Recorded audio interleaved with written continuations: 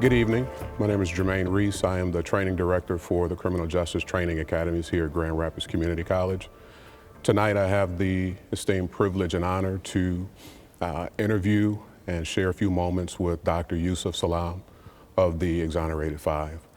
We also have with us today students and recruits from the Grand Rapids Community College Police Academy. So Dr. Salaam, thank you for this time that we'll have to converse. Yes, my pleasure.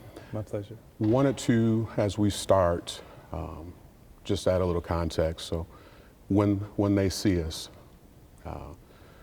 was a very, I think it was a very artistic work. It was very painful for me from two lenses. For one, as an African-American male, at the time of that horrendous experience, I was only 2 years older. And so watching that, I saw myself. But in the second lens, I also looked at it from the perspective that this was a profession that had unjustly treated five innocent young men. And so I had a moment of brief struggle dealing with having served and continuing to serve a profession that would do that to its citizens. And so that brings me to the first point of discussion, the messaging behind when they see us. Can you talk about the power of messaging and its importance in understanding how messaging affects our decision making? Absolutely. I think the power of messaging is just like imagery. It is a medium that allows information to be transferred in a way and received in a way very easily, very succinctly. You know, I think that when we see the series, when they see us, we get an opportunity to understand, one, that when they see us is a play on words. It's a play on words because it's about when they see us, the five of us who've been run over by the then known criminal system of injustice. We're trying to push it back into being the criminal justice system for all. Because unfortunately, the reality is that it appears that this was an anomaly, but this is the norm. We are a microcosm of a macrocosm of cases just like it, but that doesn't mean that the whole force is bad.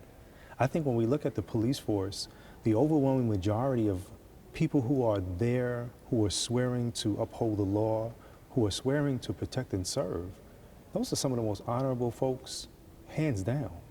I know a lot of them. I've dealt with a lot of them. The unfortunate reality is that the ones who are spoiling the whole bunch, those are the ones that keep the magnifying glass on them. However small that group is, it seems like that is what policing is about. On the side of cop cars throughout the nation, I've always seen some variation of the words to serve and protect.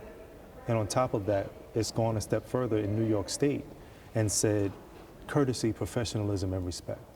And so my thoughts about policing and my thoughts about messaging is that we need to be able to present to the world what it is to be in America, this land of the free, the home of the brave, so to speak, that locks up most of the people in the world. We're supposed to be the leaders in everything great, but we are the ones that are locking up the most. There's an onus where it seems that it'll be far better to serve our citizens by educating them than by locking them up. It's actually cheaper. You send a child who could be saved to a higher learning institution. It costs them far less to educate them than it costs them to have them be in a prison behind bars, be in a jail cell, you know. And so messaging, I think, is there to not necessarily just talk about the bad, but to also bring out the good. Because then people who are in these professions, whether they be doctors who fudged facts, jurors who were common citizens who were there to judge the person, you know, people in the media who were there to tell the story, police officers who were there to investigate and go after the right person. You know, when they went after us, unfortunately, the the effect that is negative that happened is that the real perpetrator was out there committing more crime, right? And so I think all of that in the messaging and the imagery of it is not necessarily just to paint the picture of what happened, but also to give us an understanding that we have to do better. We can do better. And there's a lot of us that are doing better. But we need that ripple effect to be there so that when folks go into a noble profession like policing, they say to themselves, am I going to do this for a check? Or am I going to do this in the spirit of a Dr. Martin Luther King Jr.? Dr. King in one of his speeches said, when you find out what you are called to do it in such a way that no one else can do it better than you, that the heavens and the earth echo your applause and laud you. And if it is your lot to be a street sweeper, sweep the streets like Michelangelo painted pictures. And I think those types of things is how we need to move in the reality, because as we look at ourselves in the past, present, future tense, at some point in time, if we go into law, if we go into policing at a certain age and we survive, we will one day be retiring. We don't want to reap what we sow and those seeds be negative seeds. Unfortunately, some of the individuals in the Central Park jogger case, they can't say that. They knew that they were going after the wrong people. One in particular has already passed away. And the worst part about it is that his children have to now reap the ill effect of what their father did. Now, it brings me to, excuse me, the next point is how can this generation, especially young police officers, hurdle the centuries of negative messaging associated with people of color, especially African Americans? I think the way that we can jump over the hurdles that history has tried to get us to repeat is by looking at ourselves as the answer. We know there's something wrong. Sometimes we get caught up and it's like, the worst part about it, I was watching this film and it was showing how when it comes to bad policing, it could be literally like if we had this whole floor, it could be that dot would represent bad policing compared to the whole rest of the floor.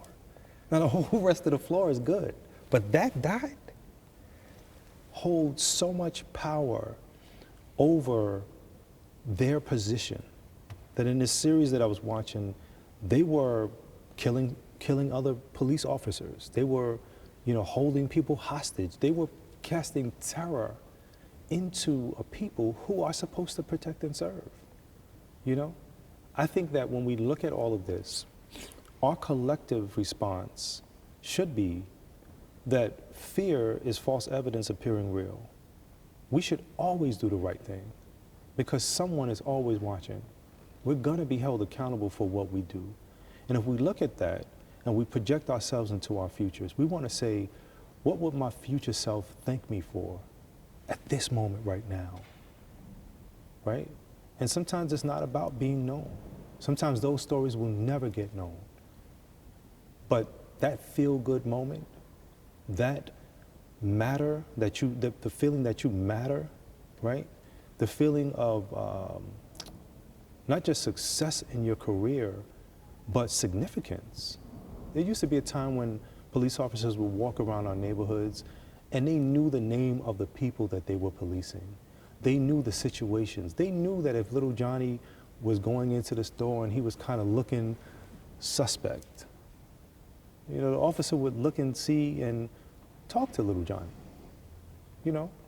penalize him, sort of. I mean, little Johnny won't get shot. Little Johnny won't go to jail. But little Johnny will know that's not the right way to do it. And if you're hungry, guess what? Come to me. I'll give you $1. I'll give you 50 cents. I'll give you something that will help you so that you won't steal.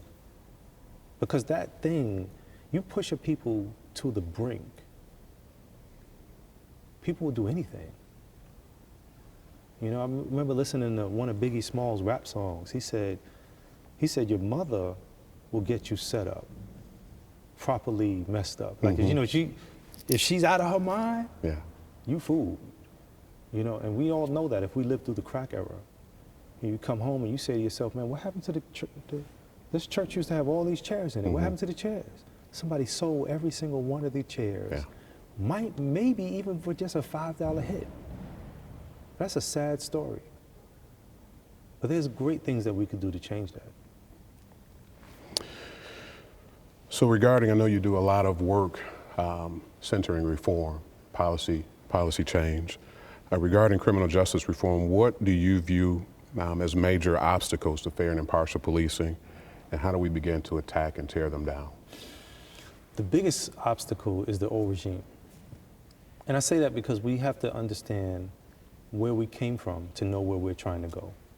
If where we came from is inside of the Constitution, we have the 13th Amendment that states that for the punishment of a crime, we can turn you back into a slave. Anyone can read that. But when black and brown folks read that, it vibrates differently with them because we know that they're talking about something very real that happened. And the worst part about it is that we know too that as we look around what's going on social media, on TV, you know, anywhere, we keep saying to ourselves, why does it appear as if police officers who are shooting down unarmed black men, unarmed black women, sometimes aren't? You juxtapose that reality with others who are being captured alive. You know, and I'm not necessarily just talking about the Dylan Roofs of the world, but that's an example that we have to really consider. How do we position ourselves in that way where we've been trained, for one, to shoot center mass? I've always said, like, if we look at other nations and how they police, there's many nations that don't use guns or any of that stuff. They still are able to police their communities. But even if in a country like America, where you have the right to bear arms, I submit that if you shoot a person in the leg, that person's gonna stop. And if they don't, shoot them in the other leg. They can't walk, you know? But to shoot a person to kill, is so much regret that's wrapped into that when you find out that that person was just trying to reach for their cell phone because they were in that much fear that they wanted to call their mother or father, call out for help, you know? And we have to look at those things. We have to be able to examine what we know. We have to be able to examine what was, and we have to be able to bring it into the light of what could be. Because we would then be the change that we seek. We can work from the inside out and say, okay, this is right, this is right, this is right, but this right here, we gotta deal with this. The other stuff, like, do we still patrol our neighborhoods? Yes. How can we patrol them in a more productive and fair way? Get to know the people. Because if you're told when you go into that neighborhood, the people who are walking around who look like this is what that means. You don't even know the folks. And they say you shouldn't judge a book by its cover, but automatically we're being taught to judge the book by the cover. Some of the stuff is correct. You see something that looks suspect and you go after it and find out you just thwarted a bank robbery. But then you see other things and you're like, man, that person was just having a bad day, you know? They might have just had an argument with their spouse. Any number of things. We have to look at those things in those lights to be able to change what it was that we can, to restore things to the nobility of what it should be. I agree, and I often, we start the training program, we're talking about implicit biases and messaging, and we all have biases to some degree. And I think that one of the huge or a major challenge is trying to break those messages. So a lot of, especially now, we think having had a two-term, an African-American president for 2 terms, that as a country and as a society, we've moved past a lot of the racial prejudices and that we're more integrated. And you know, research shows us, I mean, we're more divided and more separated than we have been in any period in history. So how would So the challenge that I give to the students when it's at the contact theory says, okay, well, when you have some type of stereotype or some negative message associated, as you indicated, with black or brown people, the way to challenge and counter that bias or that negative image is to come in contact with individuals. But when we don't have consistent contact, they may look at you or they may look at me and say, oh, well, you're an exception to that rule. Right. So how do you feel, well, speaking to a young group of aspiring police recruits, what would your charge be to them and how they can best overcome some of those messages that they received growing up? To try to do as much as you can to place yourself in the other person's shoes and still be an officer of the law. I remember when I was in California, when we only had at our disposal the Central Park 5 film by Ken Burns, Sarah Burns, and Dave McMahon. And we were showing the film, and a young lady, 13 years old, she stood up and she said, I'm a cadet. She said, I want to become a cop. She said, I'm 13. What advice can you give me? And I began to tell her about what I've seen throughout the nation. I've been speaking as a motivational speaker for over 20 years. And so I travel all around the nation. I've been traveling internationally as well. And to see on the side of cop cars courtesy, professionalism, and respect in New York, to serve and protect throughout the rest of the nation in some variation, what I realized was that I was talking to the future. And even though I may have had a negative experience with officers, that wasn't all of my experience. And so in me telling her about these experiences, I wrapped everything up by saying, my advice to you is to do your job. Don't be persuaded by fudging facts, doing this or doing that, because it's all gonna fall on you. And I didn't tell her this, but as adults who are going into this profession, we have to be noble. We have to know that when we go home at night and lay our heads on our pillows, when we close our eyes, we're not gonna have nightmares because we did the wrong thing. We're not gonna have questions because our families are seeing us on televisions having been a part of something that was heinous. We can lay our heads on our pillows and say, man, I did a good job today, and I'm gonna do a better job tomorrow. And I think that that's the part that's important, right? We live in a world now where people look at a Barack Obama as an anomaly, as opposed to being the norm. We look at social ills as a part of the norm, as opposed to trying to figure out how do we teach people knowledge so that we can kill, for lack of a better word, poverty. You teach people to fish, they'll have fish for life. Mm-hmm. You give a person a fish, they'll have a dinner for that time. And so it's about teaching people, it's about preparing people, it's about training people. It's about even the government, all facets of it, doing what's necessary to raise us up as a people. Because even if we look at something like homelessness, we have a lot of abandoned buildings. We have programs that have been started that we can use and model and say, why don't we utilize folks who have been on the margins and say, hey, you want a place to live? We need you to clean up this place here.